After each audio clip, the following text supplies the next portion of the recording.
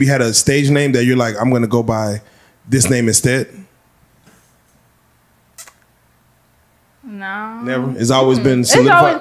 Because I used to have my Instagram name as Light Skin Carissa, but then like when I started gaining my following and supporters, they started turning the name negative. Real life.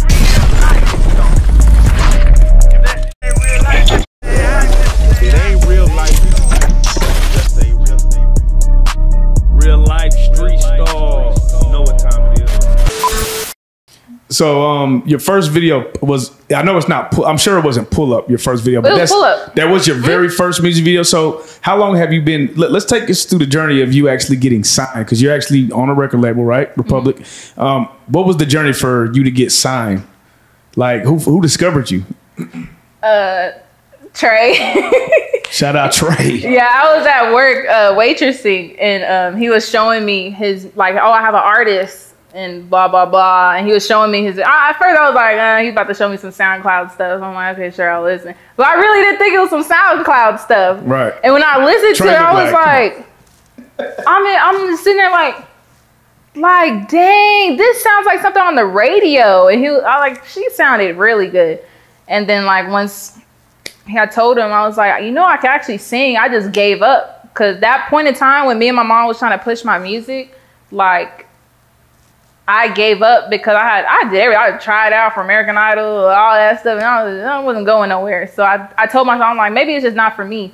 So I just focused on more being an influencer on social media. Gotcha.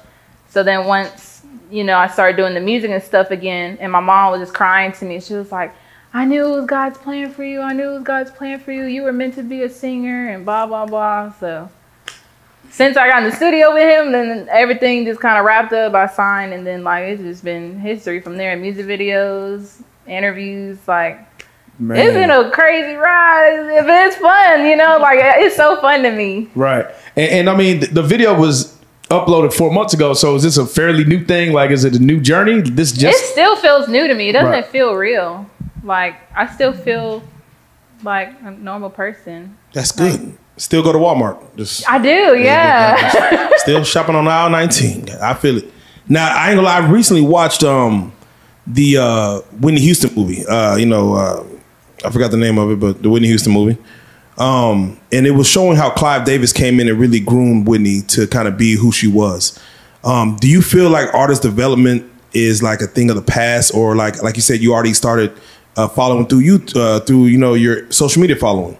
Do you feel like that develops artists better than what someone would come in as far as a label to develop an artist?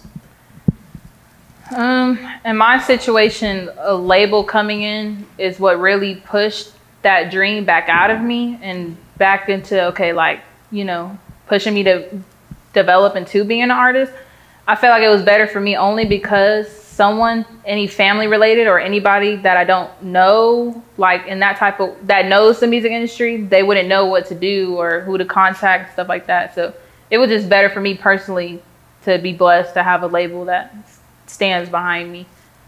Yeah, you always like hear the negative connotation of signing to a label, but in your opinion, like what would you say are some of the positive things of signing to an actual label? It was a blessing for me personally, because I mean, everything is taken care of. I don't have to stress about anything. Management takes care of everything. My outfits, makeup, everything. It's like I just show up. Now me, personally, I think R&B is making a resurgence. I mean, you got all these dope artists. You got, I mean, there's too many to name right now when it comes to R&B for me. What is your take on the state of R&B music right now? I would say, I mean, it's doing pretty good. I like R&B music for what it is right now. I mean, I feel like the R&B music back in the day gave more of a story. And that's something I do want to work on my music coming forward, is telling a story with the music, you know, like a storyline type thing. When you are writing, where do you find that you can pull more out of yourself? When you're happy or when it's something painful?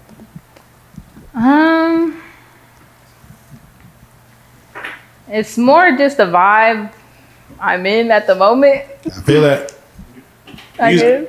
music do be about? Yeah, but I'm still working on my writing skills. So my writing skills isn't on 10 just yet. No, but I'm working on it. Practice makes perfect, and I'm glad a lot of people take the skill of writing out of things where they just focus on other writers to write songs for them. But for you to be saying, hey, I'm going to, do my writing and kind of go through there, it tells your own story. So that's a blessing. Now your genre, it looked like when it's on paper, it says R&B, pop, rock. Yes. That is like a genre that I feel like I don't hear too often. Can you explain that genre for those that may not understand the R&B, pop, rock side? It's really going to be more genres added to it. No, it's just diversity. I don't like to stick to one category. I like to sing different type of music, pop. I want to get into like some Caribbean vibes, Afro beats. I want to get into every type of genre, country. I want to make a country song too. I want to make every type of song. I want everybody from every part of the world to be able to relate to my music.